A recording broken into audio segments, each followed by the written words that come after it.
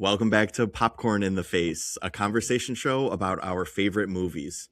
Today we are diving into the 1996 classic Happy Gilmore. I'm Connor Busella, and today I'm joined by my co-host Matthew Iorio and Valerie McDonald. We've prepared our normal categories and awards for today, but before we get into that, we're going to go through a quick overview of the story. This movie stars Adam Sandler in the titular role. Happy is a hockey player who isn't any good at hockey. He's raised by his grandmother, played by Frances Bay. After once again failing to make the local team and getting dumped, he learns his grandmother's house is being repossessed by the IRS unless they can come up with $270,000 that she owes in back taxes. Happy is determined to raise that money to pay back the IRS and save Grandma's house. Happy takes his newfound golf skills to the range where he meets Chubbs Peterson, a former golf pro who has his hand bit off by a damn alligator, played by Carl Weathers. Chubbs convinces Happy to play in the Waterbury Open, where he wins and earns himself a spot on the Pro Tour. We follow Happy at a series of golf tournaments where he does increasingly well, taking home oversized checks, stealing some of the thunder from the film's antagonist, Shooter McGavin, played by Christopher McDonald, in an all-time jackass performance. Happy also develops a relationship with PR lady Virginia Vennett, played by Julie Brown. Happy and Shooter go head-to-head in the Tour Championship for the deed to Grandma's house and the gold jacket. And spoiler alert, Happy wins. This movie was released February 16th, 1996, directed by Dennis Dugan, longtime Sandler collaborator, and was written by Sandler and his writing partner, Tim Hurley. So I want to open it up to you guys. This is a movie that me and Val have watched a lot growing up. So I want to kick it off to you, Matthew. What's your relationship with this movie? Yeah, so I think I have the same exact relationship with this movie as you guys do. This is an all-time Iorio family classic. And I know usually we'll kind of talk about, our first experiences, first memory with this movie. And I want to dive in right into that and lead with that because Yeah. so February 96, I would have been just over 2 years old, no way in hell I'm seeing this in the theaters and understanding anything that's going on in my life at this point. But definitely a movie that we played on repeat at my house growing up. And my special memory with this movie is it was the movie that we always watched driving in the car, taking our annual summer trip as a family. And so late 90s, early 2000s, this is probably right before we'd get the portable DVD players that I feel like a lot of people had with the little black pack of DVDs and stuff. And my dad would jerry rig a really cheap plastic cupboard, two sets of shelves with plastic doors, and they were just see-through. He might have made it himself. This thing had to cost $2. He would jerry rig it in our minivan right behind the two front seats, right in front of the two captain seats in that second row, and he'd bungee cord bungees around the front seats and bungee this plastic shelves into place. You'd have a TV on top, you'd have a VHS player underneath, and he'd somehow plug it into the car for power. And the movie we always had with us in that VHS player while we're driving to 6 hours of Massachusetts to see our family in the summer was Happy Gilmore. So I think of this movie and I'm taken back to 1999, 2000, driving to Massachusetts in August for our annual summer trip back then. And that's when I can remember seeing Happy Gilmore probably the most. Mm-hmm. Yeah, What about you, Val? I feel like we not exactly the same thing, but we kind of have a similar experience where we used to go camping a lot, and we had a camper that had a TV in it, and it's we had all these DVDs for rainy days, of course, and we would always be watching TV and movies while camping, which defeats the purpose, but whatever. And this movie is one that I specifically associate with camping because we had the DVD, we always would watch it. This was definitely a little, probably more early 2000s. Maybe more 2005, 2006 is the time frame that I'm thinking, but we used to watch this movie over and over and over again. It was one of 5 or 6 movies that we just played on repeat when we would go camping. A couple of the other ones I just wanted to share was Night at the Museum, the Classic. first one, of course, Scooby-Doo and Scooby-Doo 2, and then Fantastic Four and School of Rock. Like these are the movies. Fantastic Four. Fantastic Four, the 2005 one, which is trash. Oof. But these movies were ones that like in Happy Gilmore like are just, I remember playing this over and over and over again when camping. And yeah, I love this movie. It's nostalgic and it's just it's a classic. Yeah, just to add to that, most of those movies you listed, we did own bootleg copies of. For sure. But I know for a fact the Happy Gilmore DVD we had was a legitimate one. we had that, and I don't even know, we might have had this one. I'm a VHS, and I'm sure you remember, Matthew. I mean, this movie was always on ABC Family. Before it was Freeform, this was always on. So I mean, just like a Friday night on cable, this movie was always on cable, and I think we watched it damn near every single time it was on. Yeah. All right, so jumping into our categories, we're going to start things off with general trivia questions for the group, or trivia facts that you came across in your research for the movie. Val, I'm going to throw this over to you to get us started with our general trivia. All right, so I have one question for you guys and then a couple of other random facts. So my question is, what scene from this movie won an MTV Movie Award? Name the scene and the award. So based off your face, Matthew, I think you came across this in your research as well. Yeah, you can go for it. I'm guessing we both know it. Yep, I came across this one as well. MTV Best Fight? That is correct. All right. And for which fight? Oh, come on. Happy Gilmore, Bob Barker. All time. Yes. Yes, Happy V. Barker. And like watching that now as an adult too, fully understanding who Bob Barker was and how old he was back then too, I'm like extra impressed and like just impressed by him doing that, but also that they put that in the movie. His punches at the end. Yeah. So to add on to that, I guess I don't know how true this is, but I did read that he had a stunt double and he barely used his stunt double because he was actually trained in martial arts. So of course he was. Good old Bob Barker. Yeah, Good for you, Bob. A jack of all trades. All right, Matthew, did you have any trivia questions for the group? I do. All right, so my question is, Christopher McDonald turned down the role of Shooter McGavin 2 times before finally agreeing to it. Before he accepted the role, which other actor was asked to play Shooter? And I have multiple choices for this. Ooh, good. I don't know. A, Kevin Costner. B, Bruce Campbell. Or C, Harrison Ford. I do know the answer to this one. I came across this. So it's A, Kevin Costner. But Bruce Campbell really wanted the role, and I literally saw a quote that was like, he lobbied hard for it. So I was like, wow. You are correct. Kevin Costner, that would have been interesting. And then I'm sure you saw this, Val, too. He ended up, I think what I had seen, he had passed on this role, maybe in part because he ended up accepting the role in the movie Tin Cup, which is a much more serious golf movie that came out later in the same year. I did see that. Oh, it was the same year. Yep, it was like November, October 96, I want to say, somewhere around there. Okay. Maybe a little earlier, but yeah, like 6 months later. Mm-hmm. All right. I've got one for you guys, and let me know if it came up in your research. Adam Sandler movies often feature female leads with the initials VV. I found 5 movies that feature the double V. I was wondering how many of those 5 you guys could name, and bonus points for if you remember the name from the movie. One immediately came to mind when you said double V. Vicky Valancourt. Yes, Vicky Valancourt, 1998's Waterboy. Mm-hmm. So double V, you say? Double V's. Virginia Bennett, Vicky Valancourt. Could have been anyone from The Wedding Singer. I don't remember what Drew Barrymore's character was. It was not Wedding Singer. So actually, no Drew Barrymore characters. Okay. So it takes that out. That takes out 50 First Dates and takes out Blended. Not that I could really remember anything from the half of Blended that I saw. Because it was not good. I will say 3 of these are pretty iconic, and 2 of them, I wouldn't blame you guys if you had never seen the movies.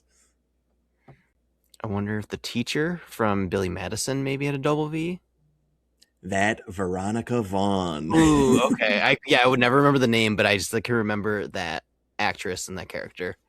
Yep. So those are the big three: Billy Madison, Happy Gilmore, and The Waterboy. All featured double V names. The other two, which we don't have to go through the whole list of his movies. Little Nicky in 2000 featured Valerie Vernon. That's a movie I've only seen maybe one time ever. Not a big fan of Little Nicky. And Pixels, 2015's Pixels, featured Violet Van Patten. Wonder why he goes to double V. Yeah, I don't. I like to pretend those two movies don't exist.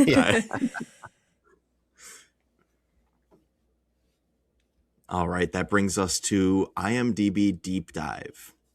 Matthew, do you want to get us started with your IMDb Deep Dive? Yeah, so I pretty quickly decided who I wanted to pick for this category from the beginning of the movie when I spotted him, because I hadn't seen this movie probably in 10 years, where 10 years ago I would have just started becoming aware of this person. But early on in the movie, one of the two movers for Happy's grandmother, one of the actors is actor Will Sasso, and not huge name person. We might know of him just because, we're a little bit more tuned into this kind of stuff. But Will Sasso is an actor, comedian, and now podcaster. He's 21 years old at the time making this movie, but a lot of his credits and things he was kind of more well known for include being a cast member of Mad TV from 1997, 2002. He's on the ABC sitcom Less Than Perfect from 03 to 06. He played Curly in the new Three Stooges in 2012. He had small roles on a bunch of TV shows, including Entourage, CSI, How I Met Your Mother, The League, Shameless, and so on. He's now a cast member on the new show George and Mandy's First Marriage, which I believe is like a spinoff of a spinoff of like Big Bang Theory and Young Sheldon, all that stuff. And the thing though that I know him for, like where I really learned who he was he was big on Vine back when Vine had its couple years of its heyday, and he was known for always posting videos of like a running gag of him just violently throwing up lemons. Like he would be doing whatever, and then all these lemons would come out of his mouth. Like I remember in 2014 just wondering like, how did this guy do this? Like you couldn't really edit much on Vine back in the day, and it didn't look like edited. So I'm like, this dude just fit like 7 lemons in his mouth. He was actually doing it. Like, man, wow, that's commitment to the bit. Good for you. Yeah, Will Sasso's my IMDb deep dive person for today. Wait, he was nice. I forgot he was Entourage. He's the one who makes Lloyd eat the sand dab at the club.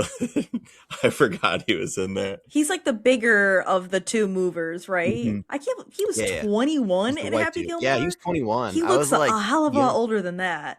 That's why I was confused who you were even talking about at first. I'm like, there's only two movers. 21. And honestly, too, I also want to throw out, because I had so many shows I didn't even read off, because I didn't want to just waste minutes me reading off his credits. But the other thing I noticed him in from this past year, too, was I did a Modern Family rewatch.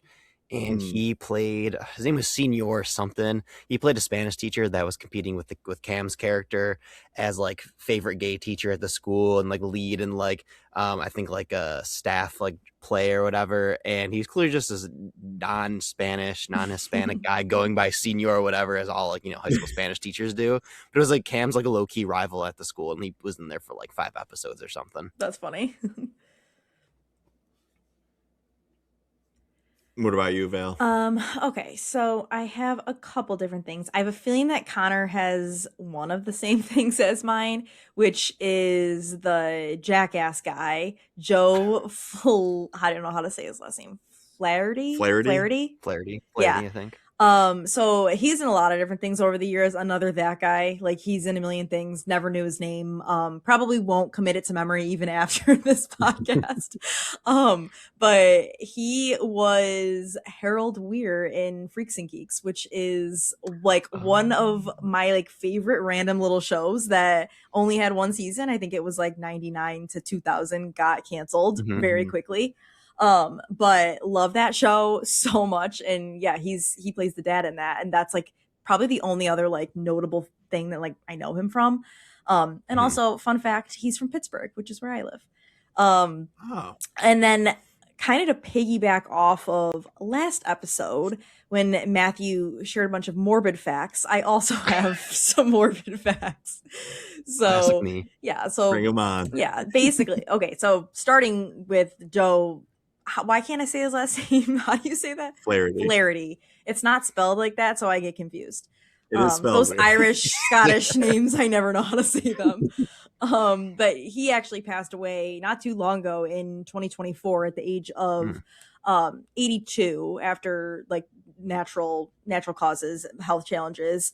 But many other cast members on this in this movie actually also passed away. Carl Weathers passed away also in 2024 due to heart disease. Bob Barker passed away in 2023 at the age of 99. He had Alzheimer's.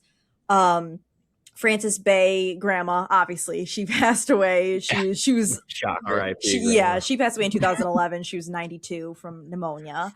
And then Richard Keel, who plays the 7-foot tall Mr. Larson, he also passed away in 2024 due to a heart attack. So it's like obviously very sad, but they did all like live kind of a long time, and they were already all kind of old when this movie came out, and yeah, they all Grandma lived to, like living last 15 year. years. I know. Yeah. Other 50 more years. than grandma, it's crazy. But that is what I had for my IMDb deep dive. Real quick to put it into perspective before Connor jumps in, this movie's 30 years old now. I know. Yeah. That's trippy. I know. That It's is not feel that old. You were right. I did have the Joe Flaherty I knew it. as one of my trivias. I assumed you were going to have it also. So I also prepared a Mr. Larson, Richard Keel trivia fact from IMDb. He was famously the villain Jaws in 2 different Roger Moore James Bond movies, The Spy Who Loved Me in 1977 and Moonraker in 1979. And if you've never seen those movies, I mean, you've seen him in Happy Gilmore at least. He's so tall, he's big, man of very few words, giant metal teeth. And that was his power, I suppose, his gimmick. That he was in those movies. I'm like, Jaws is in Jaws? Like, he was Jaws. He was the shark. He played the shark. He's a good method actor. And then Vern Lundquist, the announcer for all the tournaments. He's an actual announcer. He did the Masters for, I believe, 40 years before he retired. And it just like kind of brought a level of authenticity to this very silly golf movie, having an actual golf announcer on there. All right, our next category is the optimal viewing experience. It's the best way to watch this movie, whether you're alone, with others, at home, in a theater, on cable. The most ideal circumstances for you to watch this movie. Val, do you want to start us off with this one? Sure. So I weirdly feel like this is a movie that you both, for me personally, that I kind of like have to be in the mood to watch, but also that like I kind of like to pay attention to. Like some of our other movies that we've covered are movies that I've seen so many times as well, and they're also comedies. But this one, I feel like comedies in like the 90s are just different, where it's almost like I kind of do just want to like sit down on like a lazy Sunday, like either like by myself or like with someone else, watching this movie. I feel like you definitely can put it on in the background with a group, but I kind of prefer to like actually watch this movie as opposed to just like have it on and like tune in every now and again. So I don't really know why I feel this way, but that is weirdly, this is a movie where I, one, have to be in the mood for, and 2, want to pay attention to. What about you, Matthew? Similar but different. I think definitely at home, definitely with family, but a good movie to kind of stumble across like on a Saturday, Sunday afternoon. And okay, I can kind of like lazily tune in. Like, I'm someone who definitely, when I watch a movie, I'm watching a movie. It's not on in the background. It's not like people will play something while they clean stuff. Like, I cannot do that. I do not like doing that. But this is okay. Hey, we're just lounging for the afternoon. Let's just flip through the channels. Oh, Happy Gilmore, cool. Let's just throw it on. It's an old classic. I've seen it a billion times. If I check my phone for a second, you know, I won't miss anything important or something that I can't, you know, remember from memory already. So really just kind of, I think optimal experience for me is at home with family, just on a weekend when you're kind of just, the point is just to be relaxing whenever you come across, oh, cool, Happy Gilmore. Let's watch it for an hour and a half. Nice. I've got to agree with both of you, and that's because I took kind of a cop out for this category, and this is one of the few movies that is a rare anytime, any place movie. I can't think of a situation. I mean, it's one of my favorite comedies of all time. I mean, if it's in the theaters for its 30-year anniversary, I'm going to go see it. If I'm at a bar and it's on the TV in the corner of the bar, I'm going to be paying attention to it. If it's on at a party, I will sit down in front of the TV and watch it. There's not an ideal or a less than perfect way to watch this one, in my opinion. It could be on in the background of a family party for I don't know why it would be on Easter, but if it was on at Easter, I'm paying attention to it. I'm watching it. It feels like a springtime movie, honestly. That kind of makes sense Yeah, to me. it I kinda feel like I've does. only ever come across this movie on TV like spring and summertime. I don't know if it's because the movie's in June, like in a summertime setting, and the golf courses are nice and green and stuff.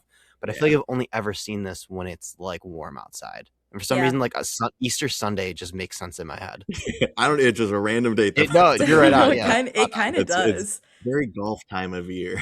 Yeah, I'm like, maybe it's like Yes, going to brunch at like country clubs, golf courses. Not that Absolutely. I'm going to brunches at country clubs, but You aren't? you get the idea. You get it. Who knows? Maybe I said that because we've watched this movie on like 5 different Easters, and I It's didn't possible. remember. Okay, our next category is describe a movie plot poorly. A 1-sentence description to very poorly describe this movie. And I'll get started on this one. I took the Shooter McGavin perspective on this one. A golf pro who's due for his big win has an opportunity ripped away from him by a degenerate newcomer with no respect for the rules or culture of the game. Love it.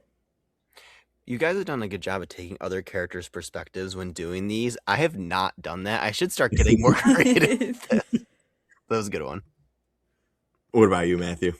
All right, I have, under the tutelage of a disabled golf instructor, an orphan takes up the hobby of golf to save his grandmother from her illicit criminal activity. Ooh, I like it. I like that. Nice. I like A that. drama. Yeah. I took a little bit of a horror route with this.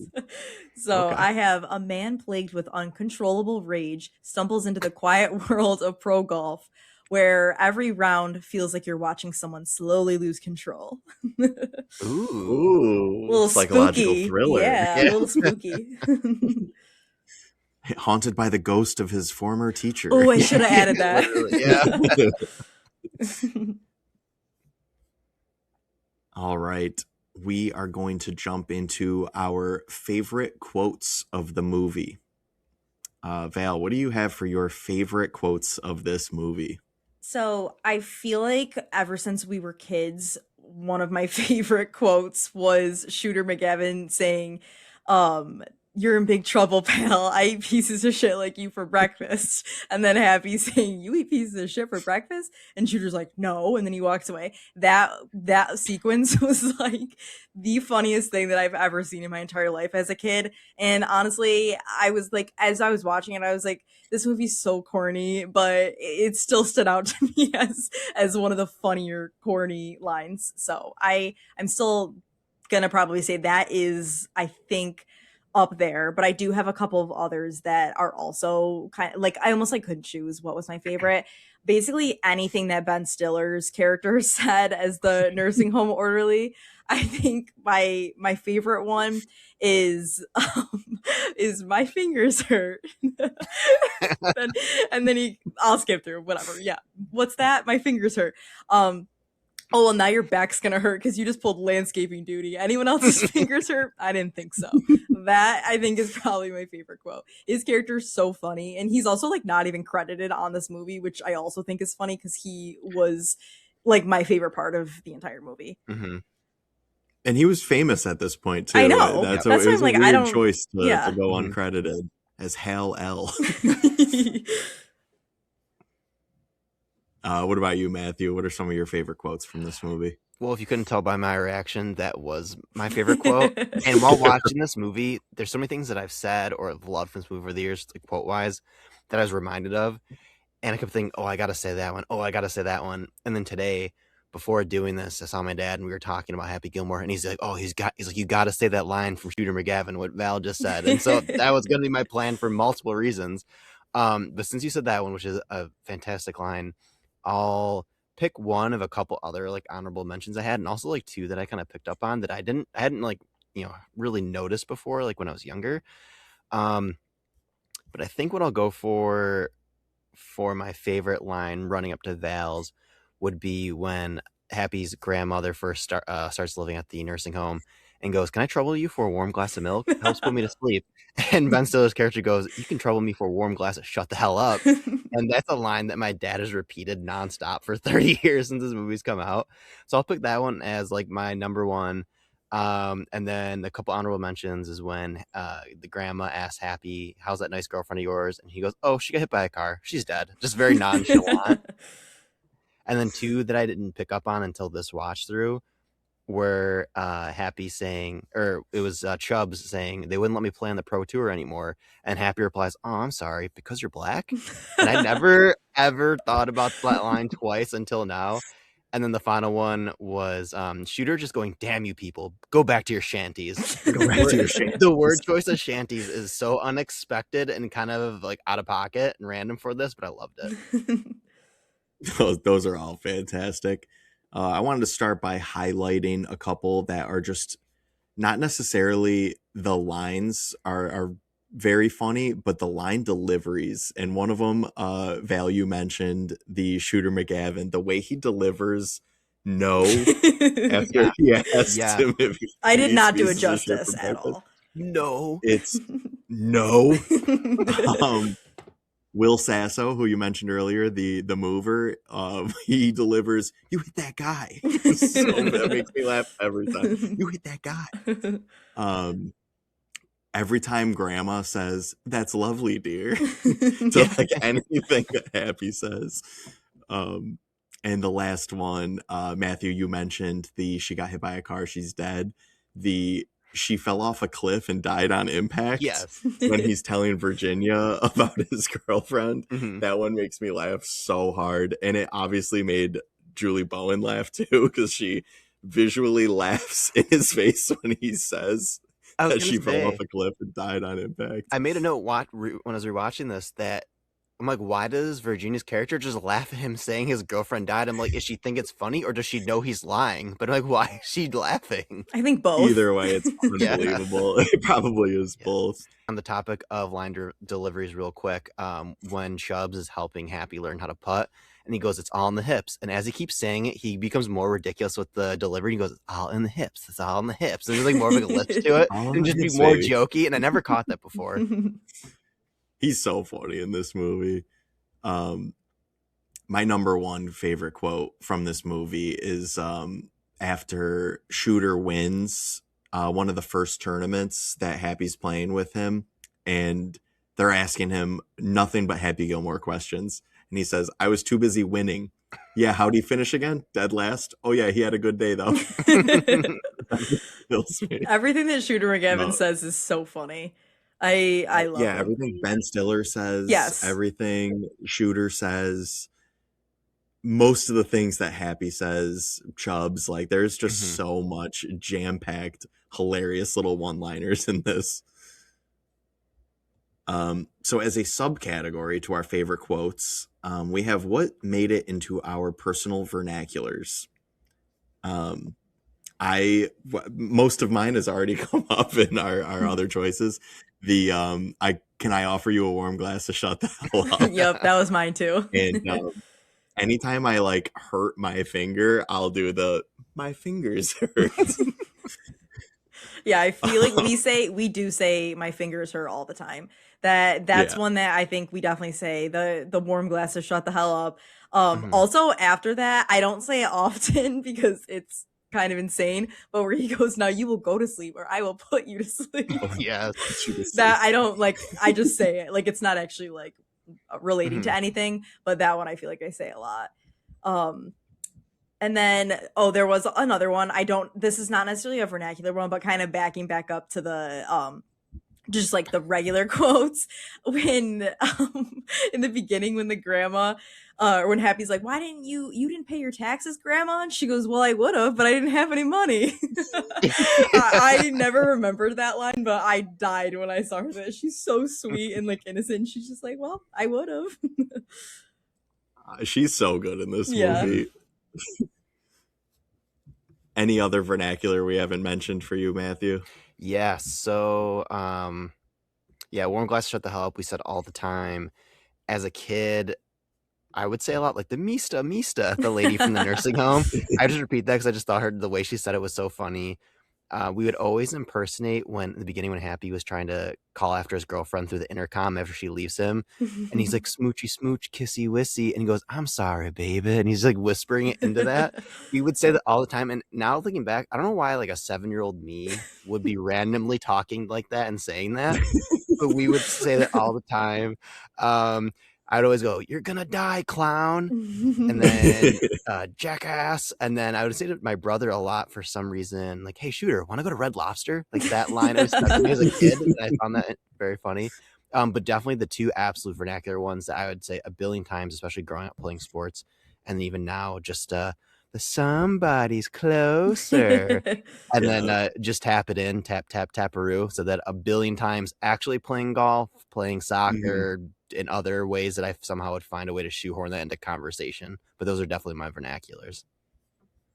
Yeah, I took this 1 degree further for a subcategory. I know vernacular is already a subcategory of our favorite quotes, but there is also just purely golf vernacular, which you just mentioned. The give it a little tappy, tap, taparoo. Go back to your home. Oh, yeah. How am I supposed to chip with that going on? And this guy spends more time in the sand than David Hasselhoff. I don't think I've ever played a round of golf where at least one of those didn't come up. This is such like an impactful, like non-serious sports movie. Like it wasn't really. It was supposed to be. It's obviously a comedy, but it's like an all-time classic sports movie. Had such an impact on people, and it shouldn't have, but it has. No, I completely agree. Like, there's not that many golf movies, but like this is the golf movie. Yes. Yeah. Very, very super random plug, but I did used to love the golf movie, The Greatest Game Ever Played, that was made by Disney, starring Shia LaBeouf. It came out in like 2005. It was like weirdly good, and it was like, I'm like, Lewis from Even Stevens can act? I was like, oh my God, this is incredible. I hope it stands up because I haven't seen it forever, but that's like the other golf movie that comes to mind for me. Yeah, that Legend of Bagger Vance, which I don't think has aged particularly well. I do hope A Greatest Game Ever Played. It does hold up. I have not seen that one in a long time. And then I've got a couple other golf movies coming up in a later category that we'll get to. Perfect. Our next category is Best Use of Music. I am going to list off a couple of the songs that play in this movie, and we can kind of decide amongst ourselves what are our favorites. So starting with Rock and Roll Part 2 by Gary Glitter. We have Tuesday's Gone by Leonard Skinner. It's Magic by Pilot. Jump Around, House of Pain. Endless Love, Diana Ross and Lionel Richie. And We've Only Just Begun, sung by Carl Weathers. I'm going to throw it over to you, Matthew. What is your favorite use of music in this movie? For me, it's an easy one. I mean, all these are great songs that I definitely attach to this movie, but it's hands down Tuesday's Gone by Leonard Skinner. When that guitar twang comes in and that song starts to fade in, like I instantly am taken back to the opening and closing scenes of the movie. So I think best use of music is Tuesday's Gone, because I really only associate that song with this movie. What about you, Val? Yeah, I completely agree. And I love how the movie, we were talking about it earlier, the movie starts with it and ends with it. And it's just like a perfect, like it rounds out the movie. I love it. And I do agree that this song is completely synonymous with this movie and for me. All right, it's unanimous. I also had Tuesday's Gone. It bookends the movie, like you said. Yeah. It's the perfect opening song. It's the perfect closing song. And I can't hear it and not picture Mhm. Chubbs and the Gator and Abraham Lincoln for some reason waving at them. um, I really just want to kind of throw an honorable mention is like I almost chose it as my favorite, but Chubbs singing "We've Only Just Begun" in the Happy Place Mhm. where he's playing the piano and he shows him he's got his hands and he takes both hands off the piano and it's still playing. I love that. Um, and a really good score in this as well. I the score is fantastic. It's kind of silly. It's fun. You guys have anything on that? Oh, sorry. Or I'll just say really quickly. I was like researching the score, and I like it was like Devo frontman did the movie score, and I'm like Mhm. reading it, and then I'm like Mark Mothersbaugh. I'm like, why does that sound so familiar? I'm like, I swear to God, I heard that name Mhm. like not that long ago, and it turns out I know him because Matthew shared the fact on the 21 Jump Street episode that he also did the score for 21 Jump Street. So he became he's kind of come into like a like movie composer. I feel like, and after his 80s band days are over, so yeah, I was like, oh Mhm. my God, I can't believe that this is the same guy. Two very different movies, like 20 years apart from each other, but great stuff. Yeah, I was very shocked when I was watching this movie back and I saw his name come in the credits because I know him from Tony and Jump Street. I know him a lot more from more recent movies like Thor Ragnarok, which one day we will force you to watch. Oh, But he has an extensive like composing filmography. It's honestly pretty insane. That he's come so far, not come so far, but that he was in Devo and then ended up doing so many movies. Like I also know, I believe he was like the main guy for Rugrats, and he did some stuff with his oh, wow. brother, and they might have done that together. I could have that wrong, but like, yeah, this is definitely early composing career Mark Mothersbaugh, and I was really shocked that he actually that he popped up for this one. Yeah, I was too. And honestly, this kind of got me thinking that like just a side rant really quick. I feel like we need more rock stars and pop stars to take this trajectory with their career, Mhm. because I don't need to see a 85-year-old like on stage or like dancing around still making music. Like we don't need that. I feel What we like do you're need is talking for about them Mick to take their Jagger. talents. What Yeah. was I that? feel like you're talking about Mick Jagger right now. I love Mick Jagger, We're Rolling but Stones fans, but yeah.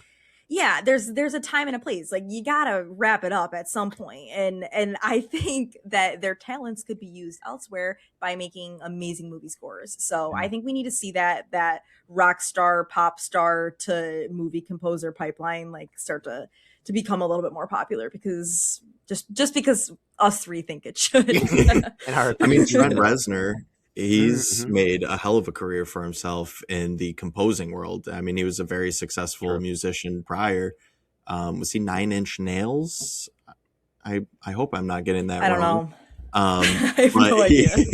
he did the score for Social Network, and I mean a bunch of. I believe he's a multiple time Oscar nominated composer And he for was Nine the Inch work Nails, he's done. yes. It was Nine Inch Yes, Nails. it was Nine Inch Cool. Nails. Glad I didn't get that wrong. Yeah. Yeah, no, we could use some more of that. Yeah, like give us the movie scores we deserve. Yeah. All right, moving on to favorite scene. Val, do you have a favorite scene from this movie? Yes. So I have a favorite scene, and then I have a very close runner up. Or honorable mention, I should say. So my favorite scene is the jump around montage that kind of goes into Magic when he's first starting to get good, like he's at his first golfing experience. He's having a great time. Absolutely love the way that he like grabs his caddy and like shakes him. Like that scene is funny. Like it's a little heartwarming. Like I just love that whole sequence. So that's definitely my number one favorite. Like the movie starts ripping at that point, I feel like. So it's a really good like it's kind of like heading towards the climax of the movie. So I really love that scene. My honorable mention is the Virginia and Happy endless love first date on the ice rink. Like she is so cool, and like I love a love story, so I really like that scene as well. Mhm. What about you, Matthew? So it kind of came down between two. Honestly, the jump around scene's a good one, but the two I have, I think what my true number one will be the final tournament kind of golf scene. That whole like kind of set of shots and everything of just him making, just playing really well, and the whole final act where he gets hit by the Volkswagen, he recovers, the water towers toppled by these crazy fans, and he makes that crazy yeah, that Like crazy Rube shot, Goldberg Rube shot. Goldberg thing, a shot, and he ends up winning and everything. I love a happy ending like that. So I think that's my number one. But my honorable mention that I do want to talk about for a second is the the first scene when he meets Chubbs at the batting cages or at the driving range, and then he hops over to the batting cages. So Happy just crushing these golf balls. Chubbs, being teaching someone how to golf, but not paying attention, and the lady he's teaching absolutely cannot swing a golf club. And I love tropes like that or bits like that where it's just someone's being absolutely terrible at a sport. It's so funny, and then it cuts over to Happy just trying to toughen up in the batting cage and just taking softballs to the chest, which is an iconic scene. And then the kid watching him like, "That's awesome!" And then him jumping in and just getting pelted with softballs. So I think that's Getting my lost on his number. feet. Yeah, that's my number two. I think the final golf scene has always stuck with me since I was a kid.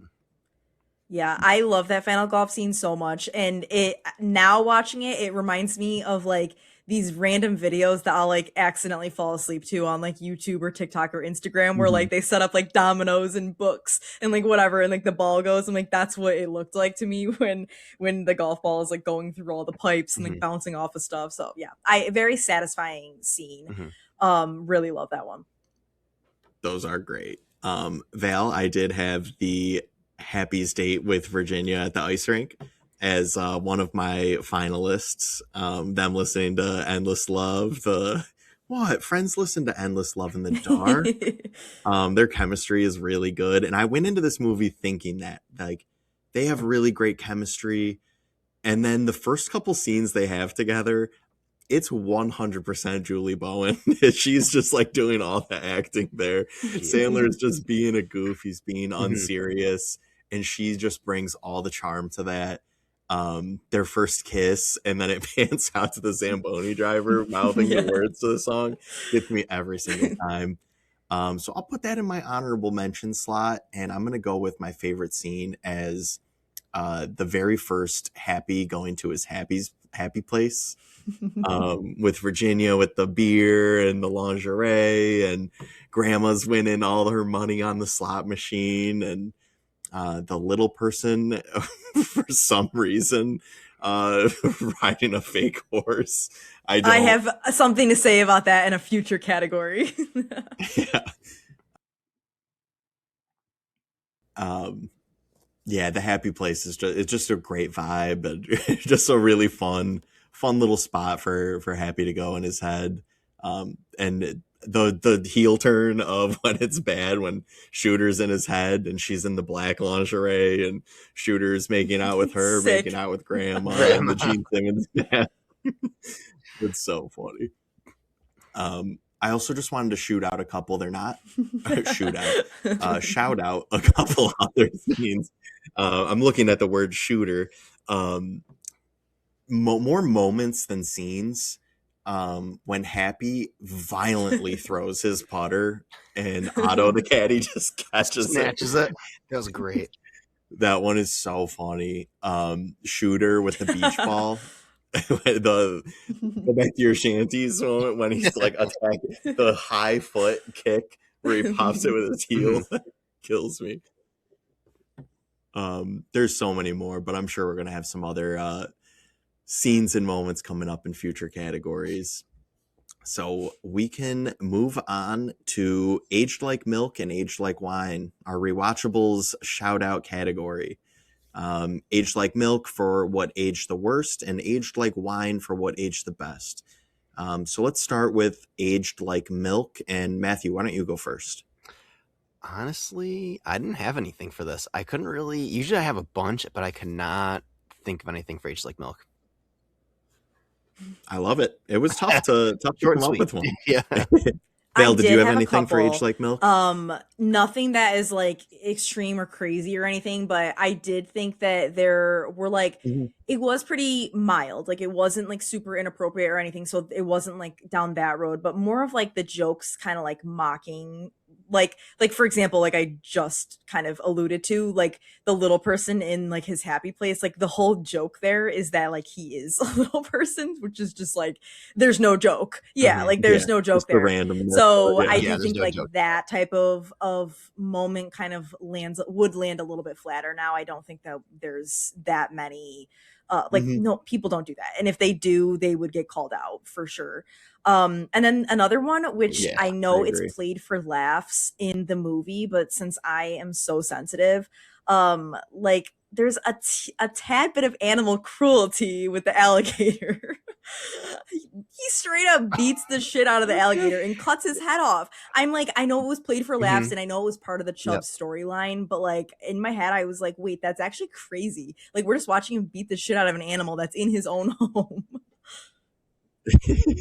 Yeah, I did make a note of that in my Google Doc while we were watching this. That escalated so quickly because I get like the alligator bit off Chubb's hand, but in the scene he at a golf ball, and he goes in and just beats the shit out of it like a golf club, I think, and he's like elbowing it, and like you said, he cuts his head off, and everyone's cheering him on.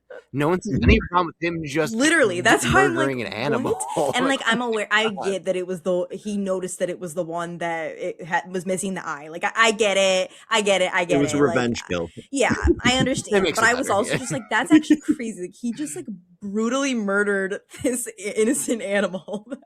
So I was like, yeah, and everyone cheered it on. I was like, whoa. I'm like, I don't know if it's necessarily like something that wouldn't be in movies today, but like I was personally like, oh my God. I'm like, that was crazy. Yeah, at least it was obviously a joke. Alligator, and no alligators were harmed in the making of this movie. I had just one thing that aged like milk, and I told myself I did not want to even bring up the sequel today. But the sequel, we kind of had the legacy of this movie tainted with a very shitty sequel. Yeah. The story is just not great. I try not to. We don't have to get into it. It wasn't good, and yeah, I put one of my top notes on this on my document was don't bring up the sequel, but it was the only thing I could think of for Aged Like Milk. So let's not spend any more time on that, and let's move right along to Aged Like Wine. Matthew, what do you have for Aged Like Wine for this movie? My main thing for Aged Like Wine was cell phones. Shooter in one scene for like 3 seconds uses a cell phone when he calls the Mr. Flaherty, whatever his first name was, the actor who's the jackass guy. He calls him up, is like, hey, like, you know, come blah blah whatever, but he pulls out a cell phone and is the only cell phone I see in the entire movie. Granted, it's 96 when those are first starting to come around, not many people had them, but obviously cell phones have aged amazingly. We all have them, can't live without them. So I saw that, I was like, holy shit, like a cell phone in there.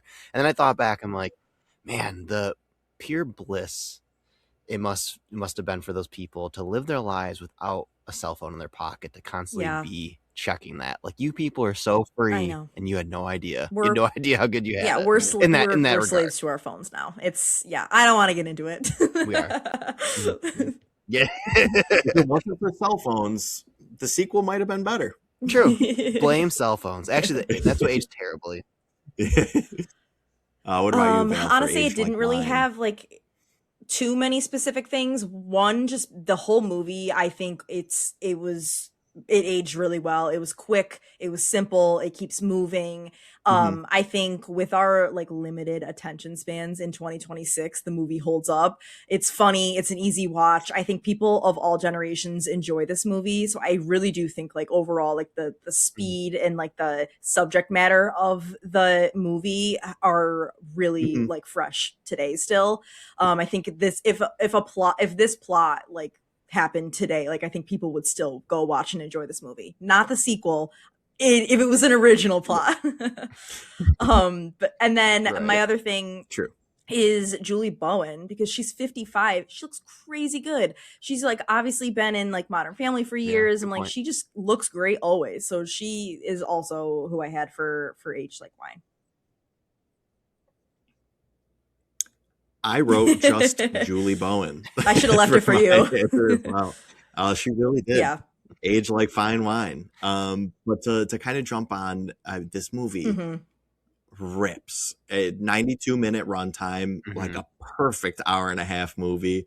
There's not a single dull scene. Mhm. There's not a scene I would cut out. Mm-hmm. You hit the intro, the setup.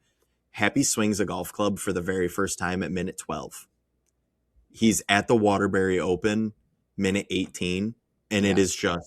it just flies. Yep. Like there's a couple montages, and it just ends right at the end of the big tournament. Mhm. I mean, there's maybe 2 minutes after the very end of that tournament left, and it flies. It's Mhm. so funny. I kind of wish it was longer. No, it's but I perfect. also It's love perfect. that it's as short and tight of a story as it Yeah, is. it is.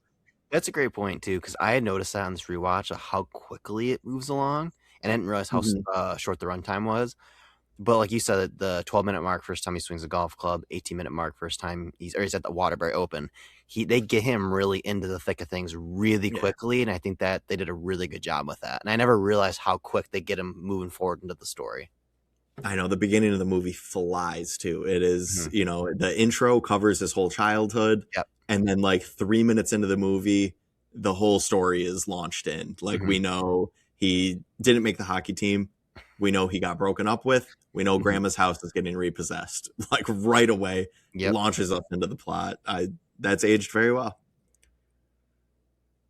All right, our next category is the Chicken Tendies Award. I'm gonna run a train on these chicken fingers. For best trope, bit, one-liner, or anything that hits so good every single time, like a basket of chicken tendies.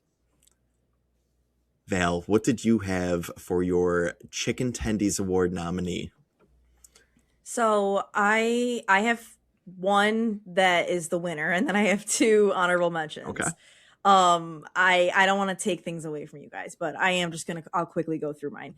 The one that I think is the winner is the underdog trope, like in general, specifically in sport movies. Like I'm not a huge fan of sports, but I do love a good sports movie just because they're obviously not about the sports. they're about more. what usually what Yeah. they're usually about either like watching an underdog win, and I really just love that. It's like the energy of like everyone cheering, everybody like they overcame adversity. It's a great time all around. So I really enjoy an underdog story. And then my two honorable mentions, one being like a culture clash where it's like a rough around the edges character is brought into like a high class, society. Yeah. So, and I always love that where it's like they act inappropriately for the setting they're in, but they don't even know because that's just like not a world that they live in. Like, for example, obviously Happy going into like the golf world where everybody's like polite and it's like you don't just fight someone when you're mad at them. So I really do like that. And I think that actually comes into play in like a lot of movies where it's like you just don't fit in this like new rich person world that they are kind of like thrust upon. So love that. And then lastly, my second honorable mention is just like the older, wiser mentor figure being Chubbs. Like I love that trope. Every time I think it hits, I always love like seeing a mentor figure like slowly but surely help. Like there's always like friction at first, and then they always end up getting through to them, and I love that. So, the old Ben Kenobi. I'm done. Yeah. Yeah. What about you, Matthew? So I was laughing when Val mentioned her honorable mentions because I have like 4 of them in my true winner. So I'll run through those super. I knew I should have shut up. No, you're good. You're good. I don't think you overlapped with any of them. Honestly, the kind of fish out of water, the everything you said I think was great that I didn't even think of. But really quick, my honorable mentions are just like I said before, like the woman that could not hit a golf ball. So the trope or like bit of someone just being terrible at a sport, it just makes me laugh every time. Yeah. Ice rink date scenes, love them. I think you touched upon that, Connor. Like those are always just super effective and like low key romantic. Like someone rents out or like smuggles or sneaks you into a ice rink with no one's there at night. Like that's such a big romantic gesture. And at first too, when I was thinking about that, I was like, did Happy Gilmore originate the ice rink date scene? And then I Googled it, and apparently Rocky did it first, which I saw Rocky as a kid, so I do not remember that scene. But I was like, oh, so I think Happy Gilmore did it second. Not that really matters after it was done. Once it was perfected. Yeah, exactly. And then the Zamboni driver lip syncing a song in the background. Whenever they show a character out to the side lip syncing a song, especially one that they shouldn't be, that doesn't make sense for them to be singing, I love that type of gag. Then more on the sports movie front, I love really great final sports scenes, especially when they're like a back and forth punch for punch, type of scene. Mhm. Like, for boxing, it's easy because it's literally punch for punch. Yeah. But for golf, it's like great shot after great shot, and they're doing this. It's like, oh, shooter made a great shot, but then Happy comes in and makes a great shot too. And I love Mhm. kind of that back and forth. But my true Chicken Tendies Award nominee, my number one, is Ben Stiller playing a deranged character. And bonus points if he has a crazy mustache, because he almost always does. And so in my notes, or a crazy obnoxious handlebar mustache to be specific. Yeah. So he plays a great deranged character when he's not like the main person. Mhm. He is awesome in Heavyweights as a deranged character. No mustache though. He's the head camp counselor instructor there. Obviously you got White Goldman or White Goodman in Dodgeball. Crazy Mhm. deranged character. Crazy mustache. Crazy mustache, and then also his character in Anchorman, which he has this quick little spot, a little cameo, and he also has a big mustache there too. So just Ben Stiller coming in, throwing 100 miles per hour, him being off the walls. I feel like that is my favorite that's where my Chicken Tendies award goes to. Very nice. Man, those were good ones. I just narrowed mine down to one. I have the character that's just naturally gifted, naturally talented at something that they have no interest in. And I had a tough time finding That's other good. examples. I know it's been done, Mhm. but it is just so funny. He has no interest in golf at all. Even the whole movie, I'm a hockey player. I'm a hockey player. He's no good at hockey, and he's like one of the most incredibly naturally gifted golfers that any of these people have seen. I mean, he was driving the ball, he's like over 400 yards Mhm. throughout this movie, which is something that like people are doing in long drive competitions right now. I mean, like pro golfers today, and the game has changed a lot in 30 years. Yeah. Pro golfers today aren't hitting close to 400, or not, at least not averaging 400. Those are definitely some very good nominees for the Chicken Tendy Award. We do have one more award coming up.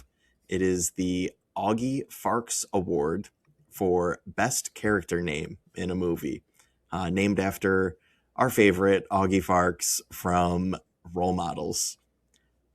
So I have three big ones that I imagine are on each of your lists. I'll list those off, and if you guys have anything else to add to the list, feel free to add them. But I will start off with Happy Gilmore is Mhm. just an absolute classic name. Shooter McGavin and Chubbs Peterson. Did you guys have any other names outside of those three on your lists? I did have Virginia Venet just because I feel like that's like I feel like when it comes to like a fictional professional woman, like whether it's like a reporter or a journalist, like I always feel like alliteration plays. Yeah. Like Lois I feel like Lane. it always does. So I did put Mhm. that on, but that would not be my number one. Mhm. Did you have any other ones, Matthew? I only wrote down Shooter McGavin. I mean, all the names you guys He's said are he's really number great, one. and Happy Gilmore's an iconic name, but Shooter McGavin is literally perfect. Yes. I agree. That was my big one. Mhm. Shooter McGavin. It is such a funny name, and he really makes full use out of the shooter, the finger guns. I mean, yeah, Yeah. he hams it up big time, and some of that was not in the script. That was in an interview he did. He spoke about how a lot of that was not scripted. It was just him kind of having fun in character, and they loved it and just told him to run with it. And I honorable mention, I think Chubbs Peterson is just an unbelievable name. That's good. That's a good one. Yeah. But all right, we've got Augie Farks Award recipient Shooter McGavin. Well deserved. Next we have our hot takes section, where we're all going to share our potentially very hot takes about this movie. Matthew, do you want to kick us off with your hot takes? Yeah, so I really can only think of one for this. I had a harder time with this category, but the one that stuck out to me was Happy should have just taken Shooter's deal to get his grandma's house back. He had the whole purpose of this movie was for him to get his grandmother's house back, and he had it. He literally, I mean, obviously it would have ended the movie there. There'd been no point to all of this, but he literally just could have got exactly what him and his grandmother wanted, and he could have walked away. But instead, Virginia's like, no, you're a golfer. It's like, are you really though? Selfish of her. I don't think you are. Yeah, my hot. Yeah, she Yeah, just that wanted was it for the bad rating. persuasion. No, literally, She- yeah, she's the PR. lady. She wanted the Yeah. ratings. Yeah, so I think Happy should have just taken the deal. We wouldn't have to go through all that. Yeah, we would have been robbed of that final end scene, but True. you know, Also they- would have been robbed they of could've just a got Happy out Gilmore sooner. too. yeah. What about you, Val? I have I actually don't even know if this is a hot take. I do feel like other people agree with me on this. I don't know if you guys will, but I do think people agree with me that Adam Sandler is one of the rare celebrities who I don't really like his humor that much. This is like a rare movie of his that like I genuinely like. Like I don't really like his comedy style that much. I think it's kind of obnoxious. But I like him a lot as like a person. Not that I know him, Mhm. but you know what I mean. Like Yeah, I like well. his vibe as a person. Whereas like most other celebrities, I think are trash people, but they're good at what they do. And he's the opposite for me, where I really don't think he's like he makes like whatever, like funny, mindless comedies. Like I get it. But I'm really not a fan of many of his movies, but I genuinely do like him. And he might be the only person in Hollywood that I can say that about. That's fair. That's fair. I don't think it's the hottest, but I agree and disagree. I think he seems like a phenomenal person, which is awesome. I've always been a big fan of his, and I still am, but part of it is nostalgia and also like being Yeah. grandfathered into being a fan. I think his Mhm. humor worked really well for the 90s and early 2000s. And I Agreed. don't think it hits the same way it does now. I think he is a funny person, but yeah, I don't feel the same way about his comedic style as I once did. I think 90s movies, there's a reason why he went on such a run in the 90s. I think that was perfect for back then. And I'm a huge fan of Just Go With It, his 2011 movie. Me too. It works well there, but his comedic style is also really kind of understated. It's all these kind of little quick throwaway lines that are, some are really quick-witted and like smart, some are kind of quick-witted but not super intelligent. They're just kind of like he's getting little one-liners and gags out there. So I think, yeah, I do partially agree. I think or not partially, I think I understand where you're coming from, where his humor style isn't your favorite, because I just don't think as timely as it once was. Yeah, that's fair. And I also think it's not that I don't think he's funny. It's just I almost think he is funny, but he like does the wrong Yeah. things. Like Mhm. it's like I know he has the potential. Like, you know what I mean? I've seen it, and like he is funny. But it's like the screaming and the like random like weird things that he says, like yelling. Like that is not for me. Like I don't like loud, obnoxious comedy. Yeah. And I feel like a lot of his like more modern movies are just like filled with that, and like it's Yeah. just it's not for me. Yeah. It's almost like a cheap laugh that doesn't land anymore. Yeah. and Yep. they feel cheaper. And I don't know if this is because we've aged out of it, but the movies since 2010, I mean, we're talking the last 15 years of Adam Sandler movies. Those little side scenes just seem a lot more silly and do. ridiculous. Mhm. Mm-hmm. I don't know how to really describe it, but in those 90s movies, again, maybe it is just nostalgia, but those little quirky moments off the side, the characters having their little 1 second joke on the side of a scene were a lot funnier in the 90s and early 2000s than I think they land in his most recent movies. Yeah. I wonder if it's Yeah. too an oversaturation of those scenes. We've seen it for 30 years, literally Yeah. at this point. It's Mhm. all right, Where the get it. joke's been done. Yeah, we Yeah. get the gimmicky type of line. Like, okay. Mhm. But like you mentioned, the kid getting hit with the softball is like a background silly gag that happens, and it's really funny in this movie. And then Hubie Halloween has 50 of those moments, and none of them make me laugh. So I mean, now my hot take probably doesn't seem super hot after what you just said, Val, but I think this is the best Adam Sandler led movie. Oh, I Knowing how agree. you feel about a lot of his other movies. Now you could make the case it's his best comedy. I'm gonna stick with the hot take that this is my favorite Adam Sandler led movie. There's a lot of fans of Punch Drunk Love. Uncut Gems was huge for him in the dramatic side of things. Great movies.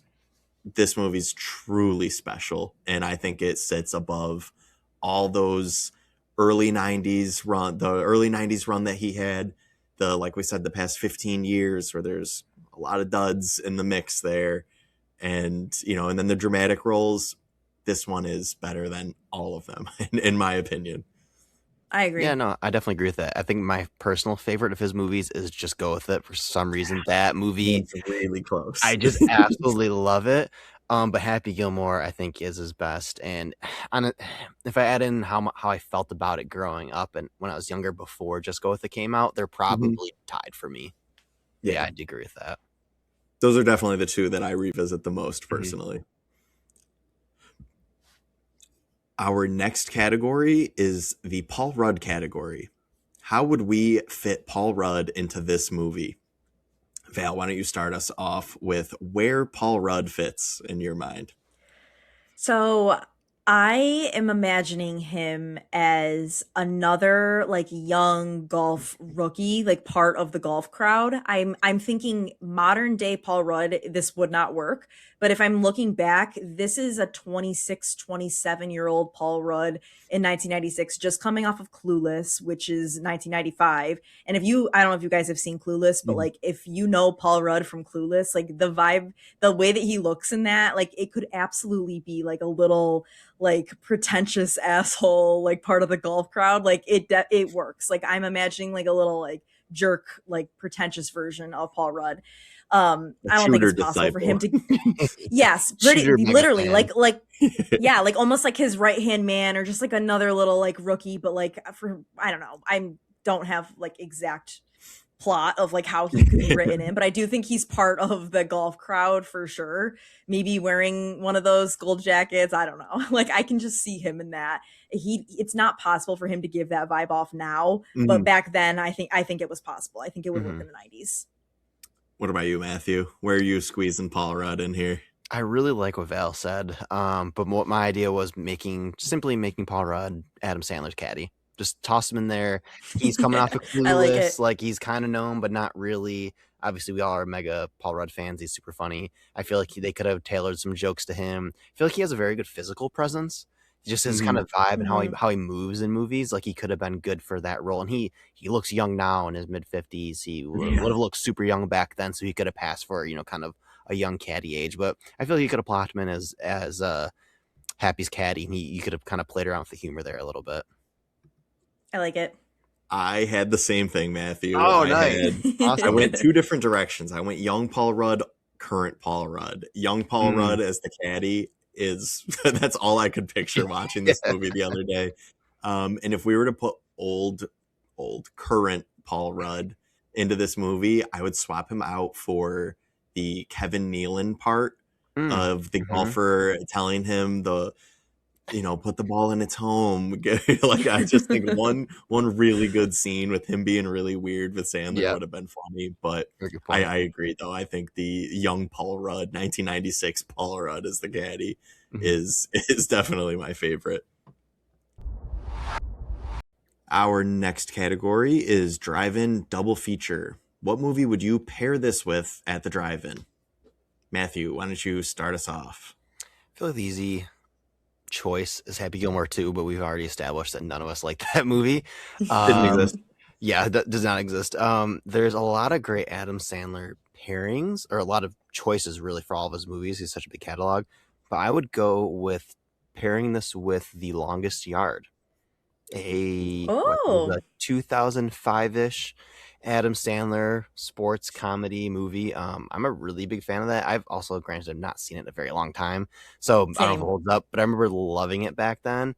And it's a little bit more serious than Happy Gilmore, but really great comedy. You got other great people like was it Burt Reynolds, Chris Rock. You have tons of Michael Irvin makes an appearance. You have tons of great people in that. Nelly as the running back of the team. There's so many people I'm forgetting still. But I would go Longest Yard, another great Adam Sandler sports comedy. That's a good choice. Val, what did you have for your double feature?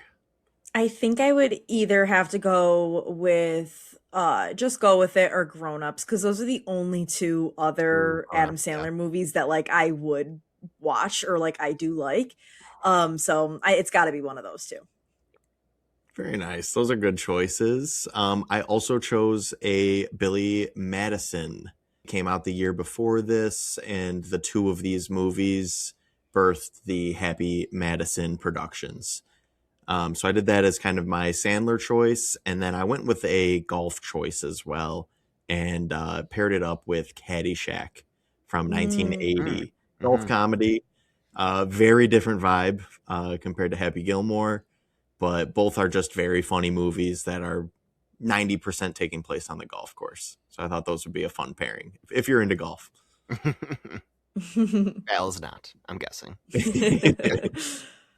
Our next category is popcorn bucket. What would the popcorn bucket sold at the theaters be for this movie? Val, why don't you start us off? You've had some very good popcorn bucket suggestions for our past couple movies.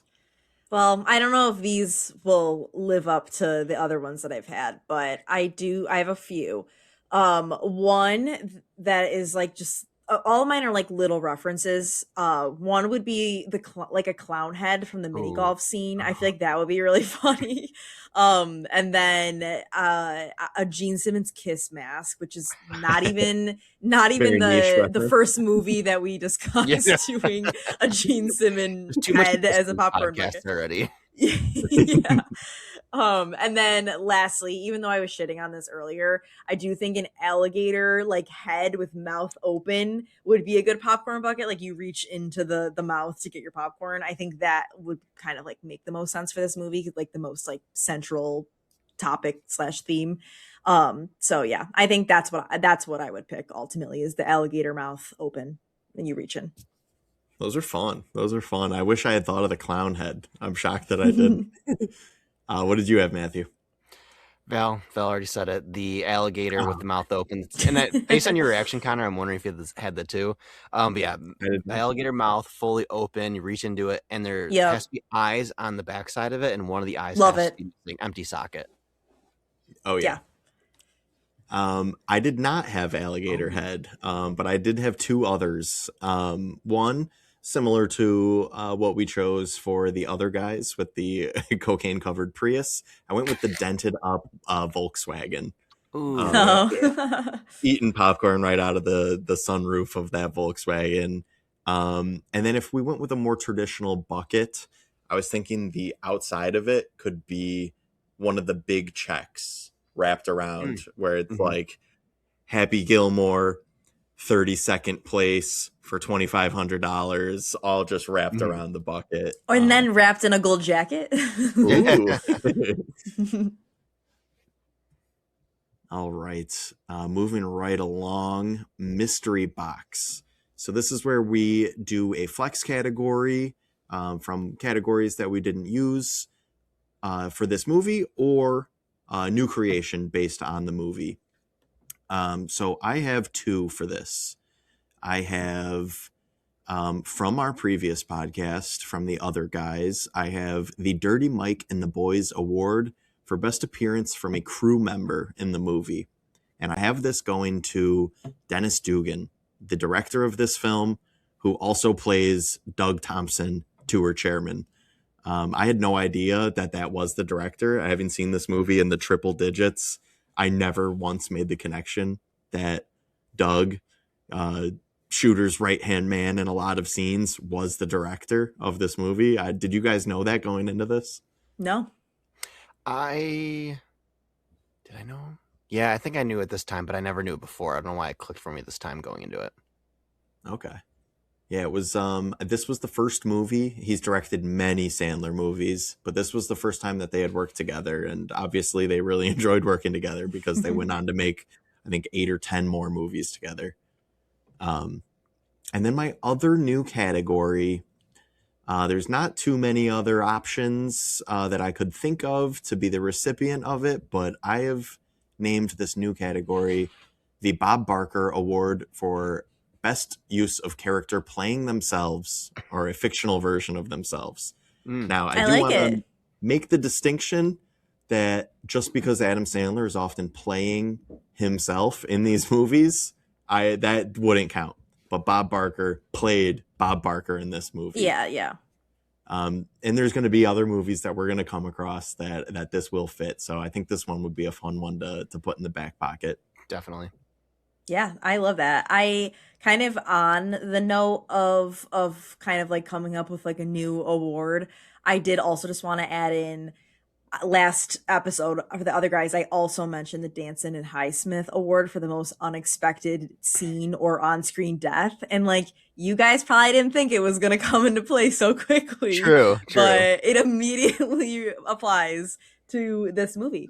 So obviously Chubb's death would win the Danson and Highsmith Award. And then also honorable mention, Happy's dad getting hit in the head by the hockey in the very first like 2 minutes of the movie and immediately dying. Like so 2 unexpected deaths on screen in this movie. So I think this award might come up more than you guys think it will. Speaking of Happy's dad, did it seem weird to you guys that it was his POV? He was hit with the puck, but the camera lens is what was shattered. So, like, was the camera hit with the puck and that killed him? Or were we no longer seeing through the camera and we were seeing through his shattered eyes? I didn't. I feel like it was a POV shift. I did think about that when the movie when I was watching the movie. I assumed it hit the camera. I was like, oh, that makes sense. But now that you mention it, yeah, did the puck hit the camera hard enough and slammed into his head that he died upon impact? Was enough like blunt force trauma or something? Just a weird little nitpick about the movie. It didn't quite make sense. All right, well, that concludes our categories. Now, I did gloss over a good chunk of our trivia category from earlier. So to kick off our open discussion, why don't you guys jump in with any trivia that I cut you off from sharing earlier? Matthew, do you have any trivia that we did not get into? Yeah, so I'd kind of set aside 3 bits of trivia earlier. One, which I almost could have been applied to the award you're talking about with the best kind of like crew member being in the movie, but this didn't quite apply just yet. But Adam Sandler's real college roommate, Jack Jaraputo, who eventually co-founded Happy Madison Productions with Adam Sandler in 1999, he played the secondary golf announcer that would feature at all like the tournament events that never spoke. So that would be his co-founder of his production company, but that was his real life college roommate. And then apparently also, and he was just kind of plugged in there because Adam Sandler just wanted to force in his college roommate to be in the movie. And Giraputo had said in a 2016 interview that he still gets a check every month for $34 for his appearance in that movie. Yeah, it was a nice residual. 30 years ago. Yep. And then my other 2 quick bits were that the man who appears several times in the movie shaking his head disapprovingly at Happy, and he had one single line, which was Grizzly Adams did have a beard. This man was is Hall of Fame golfer Lee Trevino, who I found out, which, I know a fair amount of golfers, but I don't know like too much golfing like lore and history. But he's considered one of the greatest golfers of all time. And he was just kind of plopped into this movie in a little cameo role. And I've also kind of doing a deep dive on him. Apparently he was struck by lightning in 1975 at a golfing tournament, which I was like, oh, wow, that's kind of whatever. And they kept golfing for years after that, obviously. Wow. Wonder if that inspired the Caddyshack getting struck by lightning on the golf course name. True. And then, or maybe it's more common than you think. It could be very common. Yeah. And then my last little bit of trivia was apparently Bob Barker's cameo in this movie increased interest among younger demographics in The Price is Right. So they got a uptick in viewership from him appearing in this movie. That's win-win for Bob Barker. Oh, yeah. Bobby. What about you, Gail? Did you have any trivia? Yes. So one thing that I was going to mention earlier, because like every time I feel like I watch a movie, I'm like, how did they get the idea for this? Like, what inspired this? So I did find that this movie actually was inspired by Adam Sandler's childhood friend. His name is Kyle McDonough, and he was a pro hockey player in Norway. And I guess he had like a crazy golf drive, and Adam Sandler's father remarked that he was able to hit the ball so far because he had hockey wrists. So that's kind of like where the idea came into play. Like, it obviously no other component of the movie was inspired by him, just the idea of the hockey and golf combo. But I thought that was kind of cool. I think those skills definitely do translate, and I never considered the wrist. I always thought it was more they're used to kind of squaring up at the impact point when with from a hockey stick to a golf club. I have played golf with friends of mine who were very inexperienced with golf, but played hockey, all through growing up, and they did just have a natural swing. They always made really good contact with the ball. And it always kind of shocked me. I mean, it kind of makes sense. Like, they're two sports with a stick and you hit a ball or a puck. Like, I feel like it makes sense. And, like, you need a lot of force for either of them. So, like, I get how it translates. Almost works the opposite way. If you grew up playing baseball, it can be a little more difficult to translate the swing you're used to. But that could be, ball flying through the air a few feet off the ground versus, the puck already on the ground is a lot more similar to a golf ball. I think those skills definitely translate more so with hockey, like you guys are saying, because you're kind of in the bent over position, swinging something, striking it. You have that coordination. And then, just from all the anecdotes my dad's given me over the years, he grew up, one of his main sports was baseball, and he played through the varsity level in high school. And when he got super into golf, like in adulthood, he was having a really hard time driving with his woods, with his driver. He'd eventually have to tee off with his iron. And, for those who are listening that play golf, to two very different clubs, and so he got golf lessons to kind of improve his game with his driver and teeing off.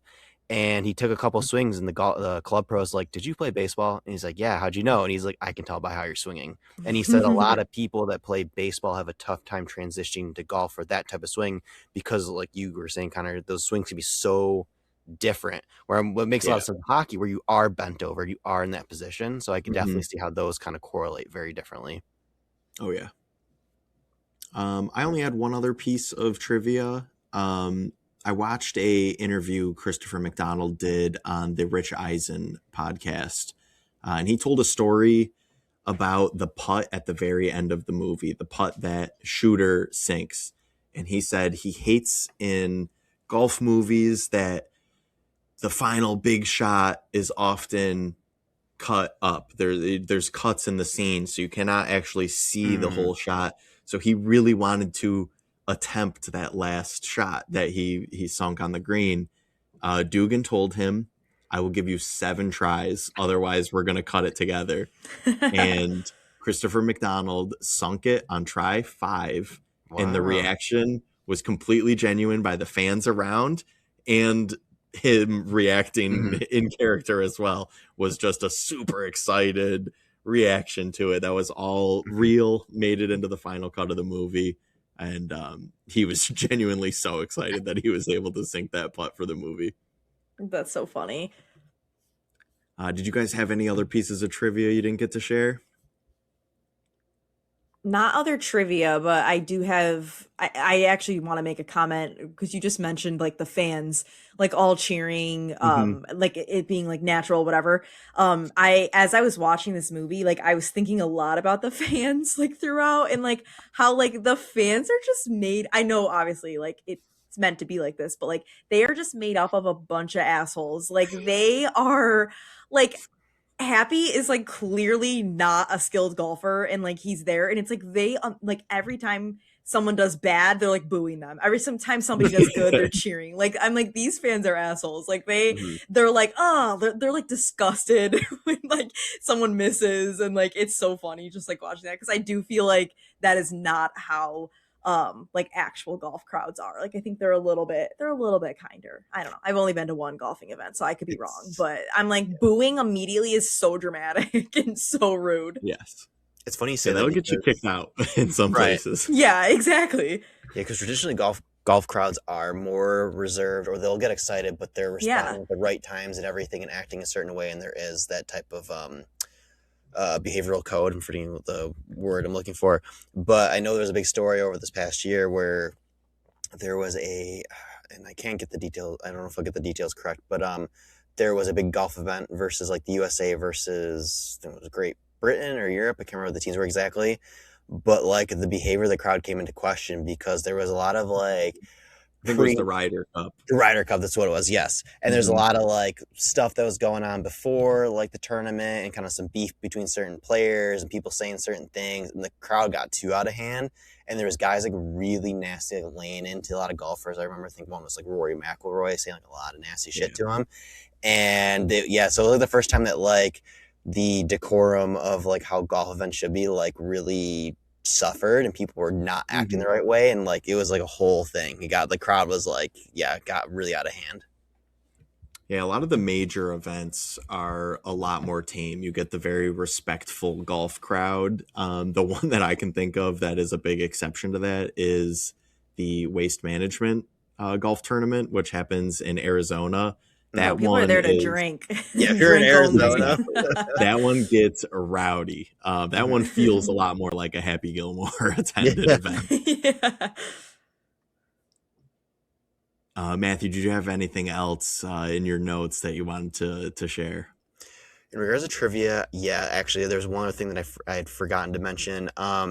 So in the movie, I thought it was funny that Chubbs had mentioned that his mom wouldn't sign him up for football because it'd be too dangerous. And then Happy makes a joke of like, oh yeah, like good call, and like shakes his wooden hand. When looking into Carl Weathers, he did play college football and had a brief stint in pro football. Like he only played a handful of downs, I think, in the NFL, if that, and then played very briefly in the CFL. Like he was just barely in there, but he played college and pro football technically. So I wonder if that was Wow. kind That's of funny. like a meta joke there, kind of. Yeah, I did not Yeah. know that. I wanted to shout out the camera effect of when Happy hits the long ball, and when he's like driving the ball, and you get that like deep zoom out shot as the ball goes for 400 yards. I could not find any information online about how they actually shot that. I don't know if it was a zoom trick or if they like, I mean, there was no drones at that point, and there's no way they had a helicopter flying like very fast on the golf course. I really Only for that shot. Yeah. I could not figure that one out, but it's so cool. And they do it a few times. They do it the very first time he hits a golf ball, when it hits the house at the end of the street, when he's playing with the movers. And then a couple times in the Waterbury Open, they do the same shot again. It's just really cool sound effect too. I just thought that was like a cool flex by the director that they had. Yeah. Yeah, there's not other cool shots like that in this movie. I mean, it's a pretty straightforward comedy, but that was a shot that had me actually thinking, and I was trying to find some info on how they did that. I'm glad you mentioned the sound too, because I had that as something noted in my notes as well. The sound of that ball zooming through the air and like you're echoing Yeah, that as was it's going cool. like 400 yards. Like I'm like whoever the sound designer was on that and picked that, like that was perfect. And I like that sound is synonymous with me with that sound like in this movie.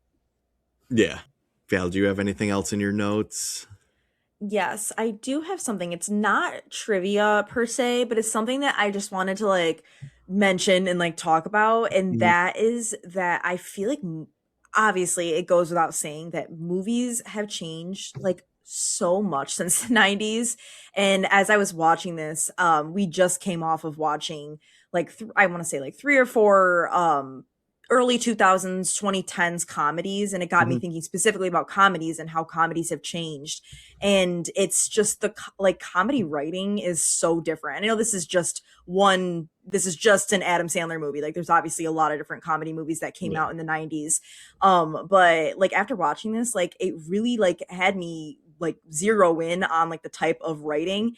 And I got to thinking about how like in modern comedies it's like I think they're very focused on having every single line be quotable. But in this movie, I noticed that that's just like not the case. It's like there's actually just like a story, and like it's still funny, but it feels like a real movie versus just like a string of funny quotes.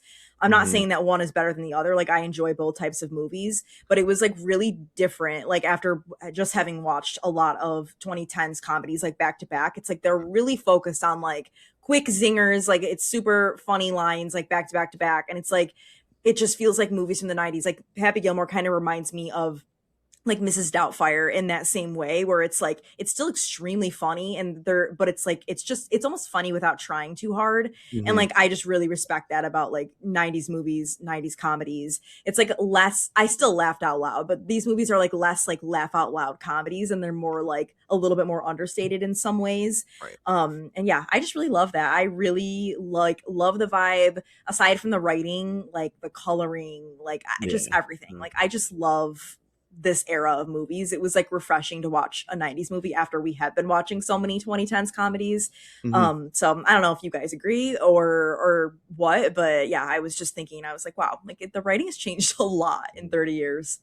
Completely No, I agree. definitely agree. Yeah, and I think like comparing the movies we've already talked about, like you were saying in the early 2010s versus this, this movie really, it's more understated, and it really feels like a movie written by two guys. Like I know this is co-written with Hmm. Adam Sandler and was it Tim Hurley? What's his name of his Yep, Hurley. Tim Hurley, Hurley. which is like his also his like other friend and roommate from college. You could tell it's like a movie written by two guys, whereas like 21 Jump Street, the other guys, and I think with a lot of modern movies in general, but especially comedies, there's a lot of people that tend to write these, and you have the original writers, and then you have people that do rewrites and take additional Mhm. passes, and literally funny creative people that literally get hired to come in for like 2 days and like, all right, punch up these jokes, rewrite this scene, do these passes, do this and that. And I think Yeah. it can be really great, but you can tell with like you're saying, Val, 21 Jump Street, like just me using that as an example, and the other guys, since we talked about those already, you can tell like people must have come through, done additional passes, really punched up everything. So every line is something funny. It is something Yes. quotable. It is something like unique and Mhm. specific. Where Happy Gilmore is okay, it's understated. You had the story kind of shines more than just the constant like barrage of jokes that are being made. Hmm. Yeah. I'd say it's almost like the Family Guy effect where, you get a cutaway scene where it's has really nothing to do. It's just a joke that has nothing to do with the plot. Mm-hmm. And you can see that in a lot of modern comedies. I mean, Happy Gilmore 2 to an extent. And I mean, even just like the difference between Grown Ups, which is a favorite of ours, and then Grown Ups 2, where Mm-hmm. Grown Ups 1, although it's not a, intricate plot, it's still a plot. There's still a story being Right. told. There's still, there are funny improvisational moments in it. But the sequel was not a plot, and it was just a strung together, Yeah. not cohesive, just a bunch of funny scene, funny scene, funny scene. I didn't find them very funny, and I do like to feel that that we're going somewhere, at least Right. that there's a story that we're heading towards. And there's a lot of movies that I can think of in the last 10, 15 years that have kind of abandoned story. They're not Mm-hmm. telling a straightforward story. I mean, we talked about the other guys last week. That was, there's a couple, there's layers to that story. Happy Gilmore is a much simpler, straightforward story. But yeah, you get into some of these other, like Ted to Ted 2, where Ted 2 is just a string of essentially Family Guy cutaway scenes as opposed to telling a beginning to end story, taking us somewhere.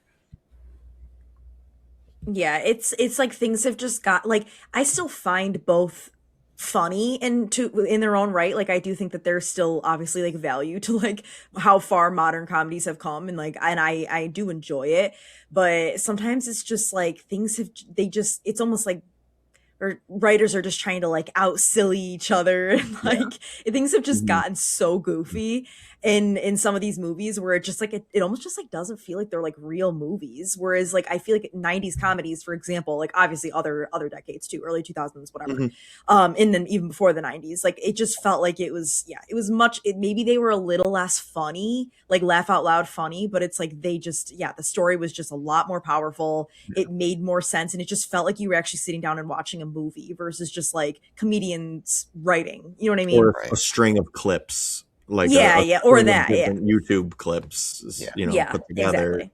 instead of a big story.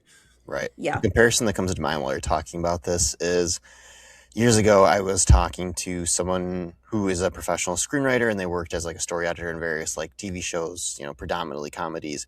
And they're giving me advice on like how to, write good jokes, write good humor into scripts and whatnot.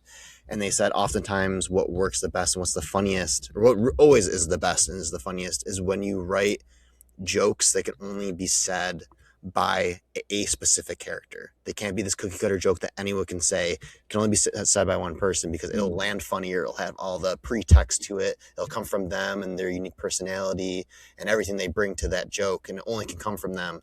And I feel like we can equate that to these movies. So when you have these more built up stories and fleshed out and they're going somewhere and driven by characters, the humor works and makes sense and is funnier because it's coming from the place of the characters and the story, and not just, like you were saying, Connor, like clip after clip of just these kind of like generic type of like jokes and scenarios, things that are being made and patched together. If the story is driving the humor, then the humor is going to be better. I 100% agree. Yeah, same.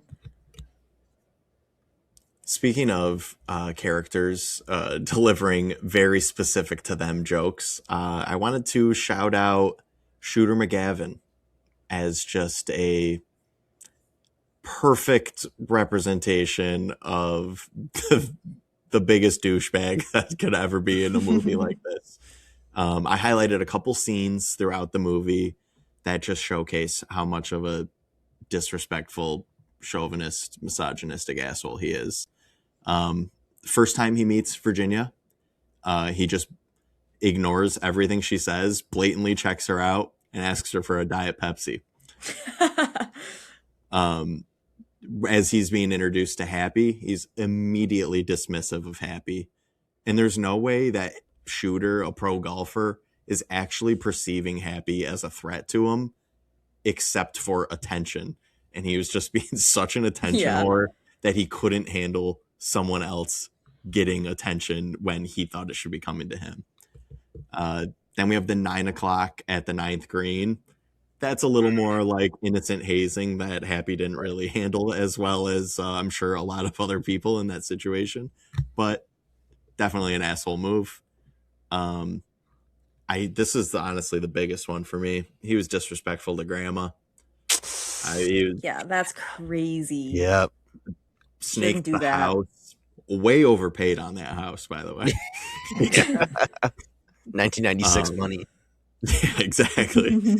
And just the last thing is he just, every single time he speaks, he's referring to himself in the third person. Classic douchebag move. Yep. Classic douchebag move. It's played so well, though. He's like really funny, but he plays it straight and absurd, and just at every opportunity he chooses the douchebag option. It's very entertaining to watch. Mm-hmm. Oh, definitely. It's a great guy to root against. Yeah. He's a perfect movie villain, like or innocent movie villain. Like he doesn't. Like comedy antagonist. Yeah, comedy antagonist is a better word than villain. Yeah, he's not the one who chopped the head off an alligator. Yeah, exactly. Is Happy Gilmore the villain of Happy Gilmore? Hot take. I didn't say it, but I don't disagree. Really, Ben Stiller is probably the actual villain in this. Yeah, he's like actually sadistic. Yeah. Elder abuse. Yeah, literally. Yes. Running like an elder sweatshop out of a nursing home. Yeah.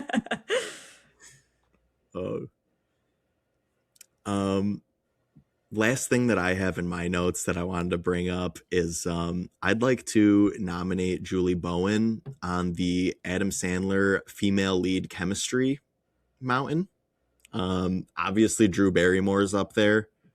I mean, she's the number one. They've done 3 movies together, and 50 First Dates and Wedding Singer are just absolute classics.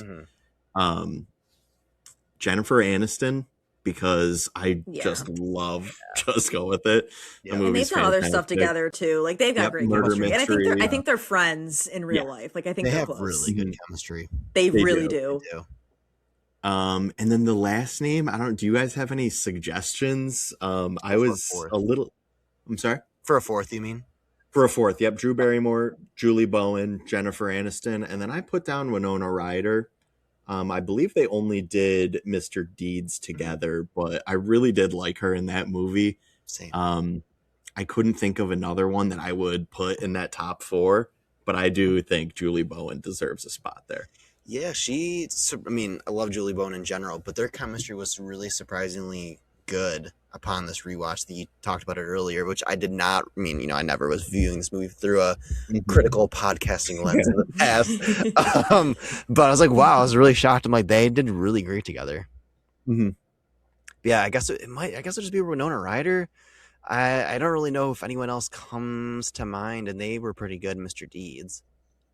Yeah. I really feel like it's Jen Aniston is like number one she's my number by one, far honestly. to me. Yeah, she's like she blows out everyone else like out of the water. Like when it comes to this topic, I feel like they have incredible chemistry together, and like you can tell that they like actually know and like each other.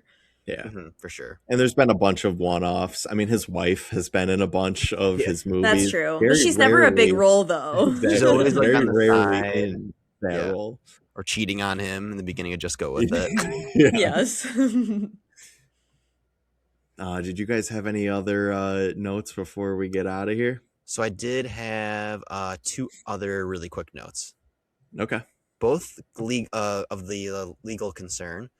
So I know I mentioned in my 1-sentence description earlier about grandma's illicit criminal activity. So I was like, okay, $270,000 obviously is a shit ton of money.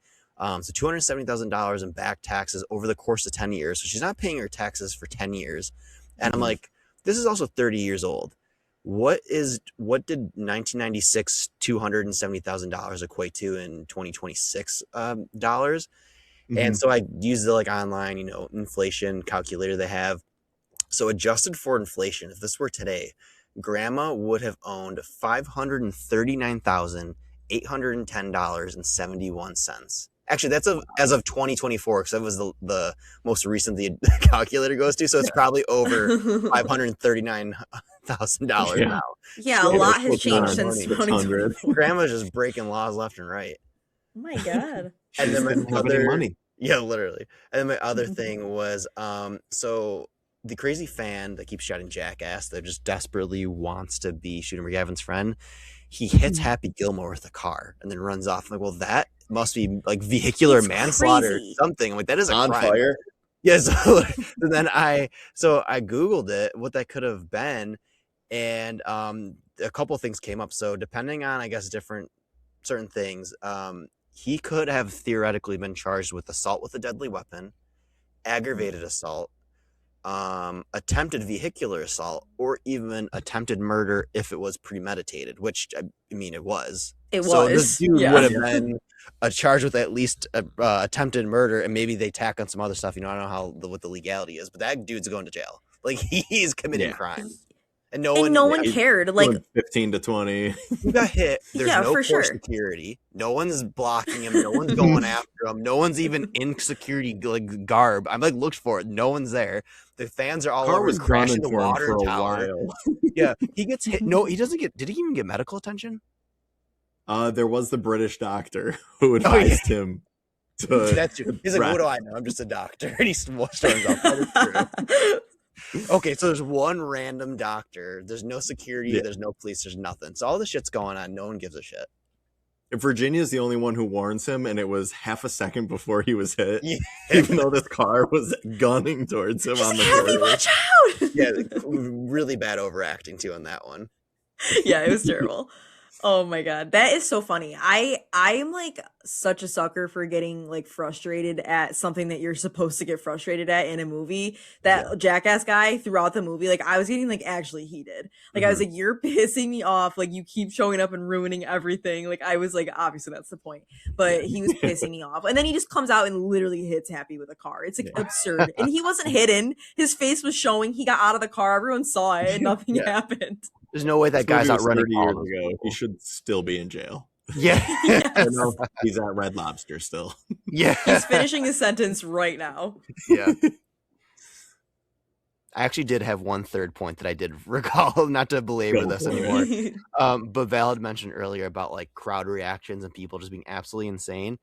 And one thing I picked up on while watching this, in the final tournament, when they were approaching the first tee box, Shooter's warming up, and the actors playing the fans were behind him did a horrendous job at fake applauding. And like you could clearly tell they were not clapping. And there's one person literally, so if anyone's like watching the video of this, they were clapping like this. and they were not making contact or getting close like with their hands. Like it all was very obvious, and I marked the time. So if anyone wants to go back and look it up, at the 1 hour, 10 minute, and 30-second mark, you'll see this person just clearly not clapping. Like these extras could not do their job. I'm going to check that. Yeah. Now that is my final note. Yeah. I'm gonna check that out right after I watch the scene at the Waterbury Open where he's on stage with his back turned to everyone until he's introduced. He just turns around. It's so good. Such a great movie. All right. Well, I think that concludes our Happy Gilmore episode. So thank you for watching. And please follow us on YouTube, Spotify, Instagram, Facebook, wherever you can find us.